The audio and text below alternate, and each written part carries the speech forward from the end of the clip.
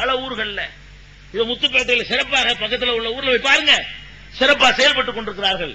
வேலூர்ல, பேரணாம்பட்டுல, சென்னையில, காயல்பட்டினத்துல, இப்படி பல ஊர்கள்ல பிரச்சாரம் பண்ணி வட்டிக்கிலிருந்து மக்களை மீட்கக்கூடிய காரியத்தை, வட்டி இல்லாமல் கஷ்டப்படுபவனுக்கு கடன் கொடுக்கக்கூடிய ஒரு சிஸ்டத்தை உண்டாக்கி இருக்கிறோமே, இதெல்லாம் ஜமாத்துகள் செய்யற வேலையாச்ச.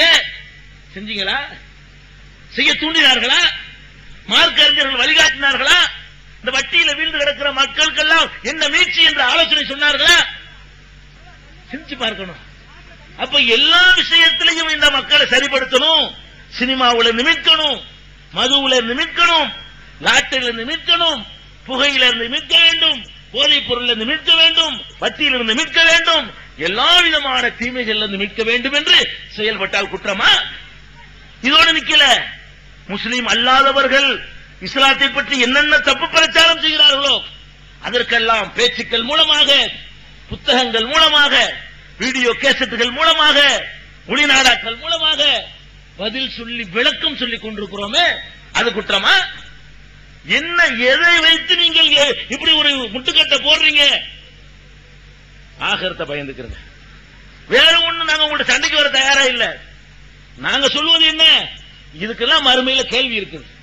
ஒரு நீங்க செய்யாட்டாலும் பரவாயில்ல, செய்யறதுக்கு இடைஞ்சல் பண்ணீங்கன்னு வைங்க, ரப்புல் ஆலமீன் பார்த்துக்கிட்டு இருக்கான். ரெக்கார்ட் ஆகிட்டு இருக்கு. ஒவ்வொரு செய்தியும் ரெக்கார்ட் ஆகுது, ஒவ்வொரு அசைவும் ரெக்கார்ட் ஆகுது, ஒவ்வொரு சைகையும் ஒவ்வொரு தூண்டுதலும் ரெக்கார்ட் ஆகி கொண்டிருக்கிறது.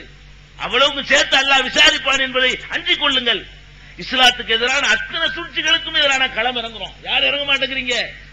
நாங்க இறங்குறோம். சல்மான் ருஷ்டி என்னமோ புஸ்தகம் போட்டான், மறுப்பு புஸ்தகம் போட்டு நாங்க தான் போட்டோம், யாருமே போடல. 72 கூட்டம் இருக்குங்கிறாங்க. எந்த கூட்டம் போட்டுச்சு? எங்களை திட்டுவதற்கு எடுக்கக்கூடிய முயற்சியில சல்மான் ருஷ்டிக்கு பதில் சொல்ல எடுத்தார்களா?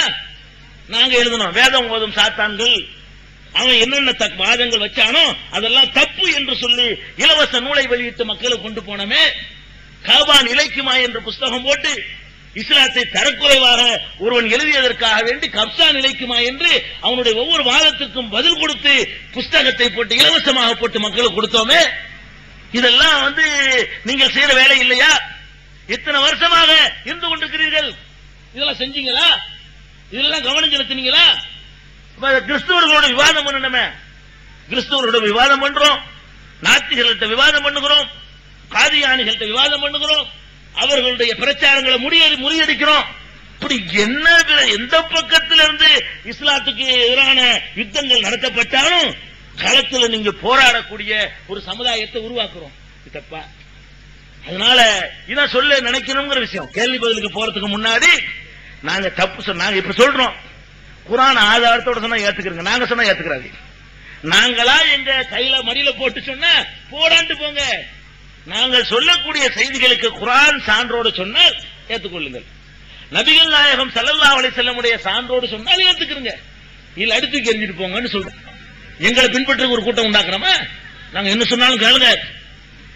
அப்படி சொன்னது இல்லையே. அப்படி சொல்பவர்களை கண்டிச்சுக்கிட்டு இருக்கிறோமே. அந்த மாதிரியான காரியங்களை நாங்க அனுமதிச்சதே இல்லையே. அது எங்களுக்கு உரிமையும் இல்லையே. அதனால நீங்க ரொம்ப கவனமாக இருந்து கொள்ள வேண்டும். இந்த மார்க்கம் ஆகிரத்துக்காக நம்ம ஏற்றிருக்கிற ஒரு மார்க்கம், துன்யாவுக்காக வேண்டி இல்லை. ஆகிரத்துல வெற்றி பெறணும்னு சொன்னா அல்லாஹ்ட்ட எந்த பதில் சொன்னா தப்பிக்க முடியுமோ அந்த பதில தயார் பண்ணிக்கிறீங்க. எங்க வாப்பா சொன்னாருங்கிற பதில சொல்லி அல்லாஹ்ட்ட தப்பிக்க இயலாது. எங்க அசர்த்து சொன்னாருங்கிற பதில சொல்லி அல்லாஹ்ட்ட தப்பிக்க இயலாது. எங்க ஜமாத்துல இப்படித்தான் சொன்னாங்க அந்த பதில் அல்லாஹ்ட்ட எடுபடாது. எந்த பதில் எடுபடும்? யா அல்லாஹ் நீ சொன்னது இப்படித்தான் அல்லாஹ், அது எடுபடும். உன் தூதர் சொன்னபடிதான் அல்லாஹ் நடந்தேன், அது எடுபடும். வேற எந்த பதிலும் எடுபடாது. அதனால அல்லாஹ்வுக்கு சொல்ல வேண்டிய பதில உலமாக்களுக்கு சொல்றேன், மற்றவர்களுக்கு சொல்றேன், சித்தப்படுத்திக் கொள்ளுங்க. இன்னும் சொல்ல போனா இந்த கருத்து சொல்ற மாற்று கருத்து இருக்குதா, கொண்டு பேச வைங்க.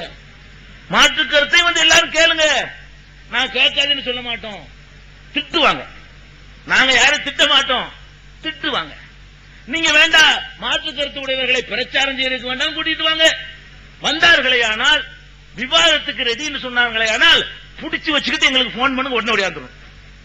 யாராவது விவாதத்துக்கு அறை ஊழல் விட்டாங்கன்னா ஆளை விட்டுறாதீங்க, நிப்பாட்டி வைத்துக் கொண்டு சொல்லுங்க. எந்த இடத்துல இருந்தாலும் எந்த புரோகிராம் இருந்தாலும் அதை கேன்சல் பண்ணிட்டு வர்றோம், மக்கள் மத்தியில் விவாதிக்கிறோம், அதுக்கு ரெடி பண்ணுங்களேன். ஏன் இப்படி தேவையில்லாத வேலை பண்றீங்க? அதுக்கு ஏற்பாடு பண்ணுங்க. உங்க ஊரே அதுக்கு வழிகாட்டியா இருக்கட்டும். 2 கருத்து வந்துருச்சுல மார்க்கத்தின் பேரால. 2 கருத்துல எது சரிங்கிறத ஈஸியா நீங்க கண்டுபிடிச்சுக்கலாம். ஒரு பக்கம் எந்த துன்யாவை எதிர்பாராமல் ஒரு கூட்டம் உங்கள்கிட்ட வந்து பிரச்சாரம் பண்ணுது, இன்னொரு பக்கம் எதுக்கு எடுத்தாலும் உங்கள்கிட்ட காணிக்க கேட்குது. அதிலே நீங்கள் விளங்கிக் கொள்ள முடியும். அதுல விளங்கிக் கொள்ள முடியல, ஆதாரத்தை வச்சு விளங்கணும்னு சொன்னா விவாதத்துக்கு ஏற்பாடு செஞ்சுட்டு போங்க. நாங்க எப்பவும் ரெடி. வரலன்னு சொன்னா அதை வச்சு நீங்க சத்தியத்தை புரிஞ்சுக்கிறீங்க என்று கேட்டுக்கொண்டு இப்ப நம்ம கேள்வி பதிலுக்குள்ள போவோம். அதுக்கு முன்னாடி இன்னொரு அறிவிப்பு செய்ய வேண்டியிருக்கிறது. பல சகோதரர்கள் பல விஷயங்களை அவங்க ஊர் பிரச்சனைகளை பேசுவதற்கு ஊர்ல கூட்டங்களுக்கு தேதி கேட்டு நிறைய கடிதங்கள் வந்துருச்சு. மேடையில் உட்கார்ந்து இருக்கும் பொழுது எங்க ஊருக்கு தேதி உங்க ஊருக்கு தேதின்னு வந்துருச்சு. அவர்கள் எல்லாம் இன்ஷா அல்லாஹ் கூட்டம் முடிந்த பிறகு நாங்க தங்கி இருக்கிற இடத்துல யாருக்கெல்லாம் பிரச்சனை இருக்குதோ பேச வேண்டி இருக்கிறதோ எல்லாத்தையும் பேசிட்டு தான் போவோம், பேர மாட்டோம்.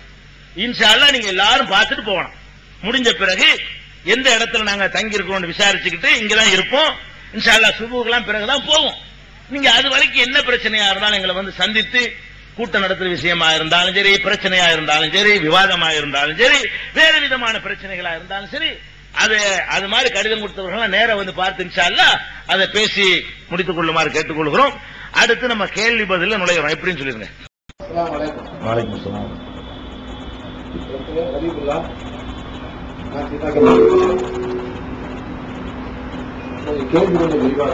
சொல்லுங்க. எல்லா பொதுமொழிகளும் வழிகிறது, அனைத்து வழிகளிலும் நடைமுறை கொடுத்திருப்பவர்கள்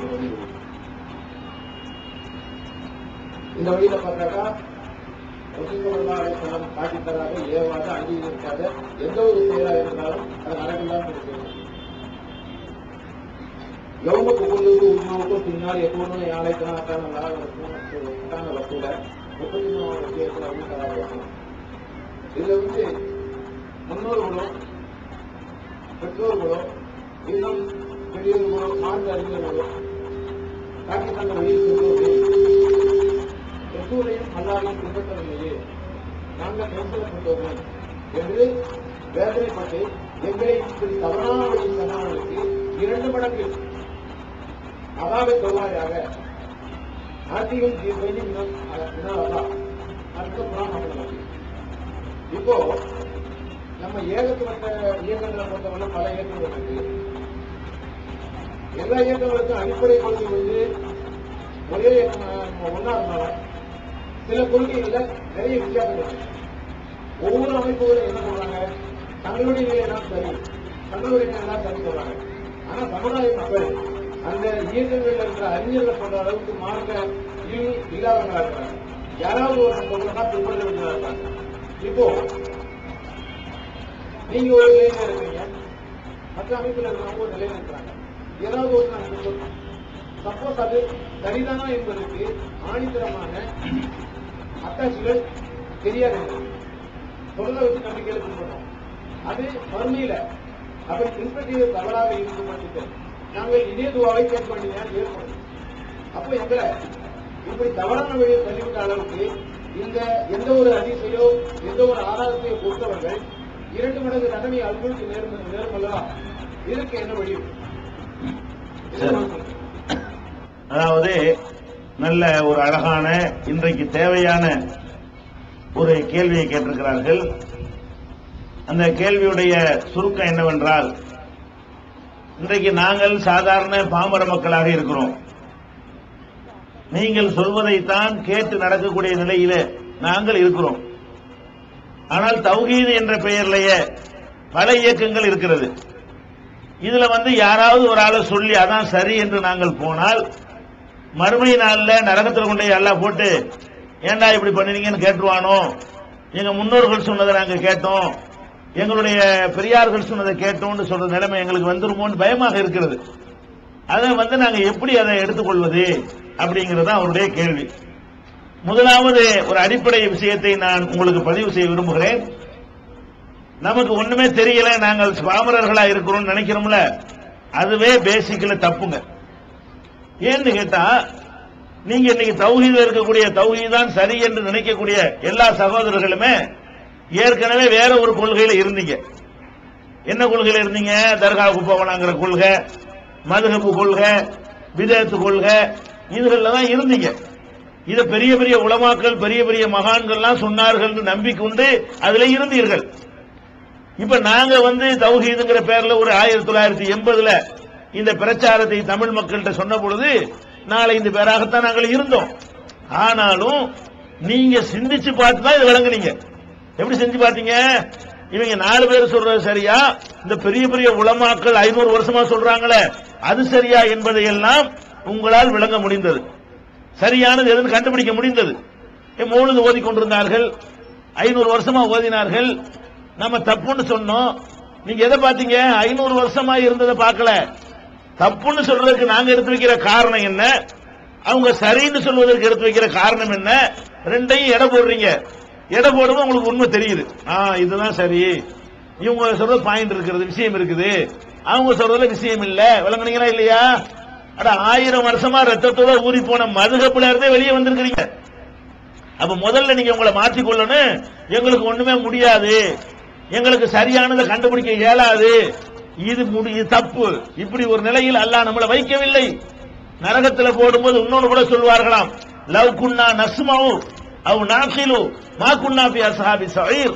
நரகத்தில் போடும் பொழுது நாங்கள் செவியேற்று சிந்தித்து இருந்தால் நாங்க நரகத்துக்கு வந்திருக்க மாட்டோம். செவியேற்றதோட நம்ம இருந்தா நரகத்துக்கு தான் வருவோம்.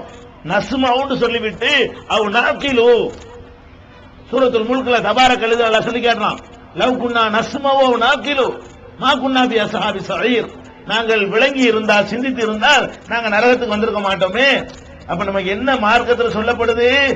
நீங்க 1000 பேர் தௌஹீதுங்கிற பேர்லயே 1000 சொல்லட்டும், நீங்கள் தெளிவு இருந்தால். என்ன தெளிவு? அதாவது சரி என்றால் நான் ஏற்றுக்கொள்வேன், தப்புன்னா எதிர்ப்பேன் அப்படிங்கிற மனநிலை உங்களுக்கு இருந்து அந்த பார்வையோடு 2 இயக்கத்தையோ 3 இயக்கத்தையோ பார்த்தால் ஒன்றை சரி என்று நீங்கள் சரியானதை விளங்கிக் கொள்ள இயலும். மதுஹப் தவறு என்று விளங்கிய உங்களுக்கு, தரீகாக்கள் தவறு என்று விளங்கிய உங்களுக்கு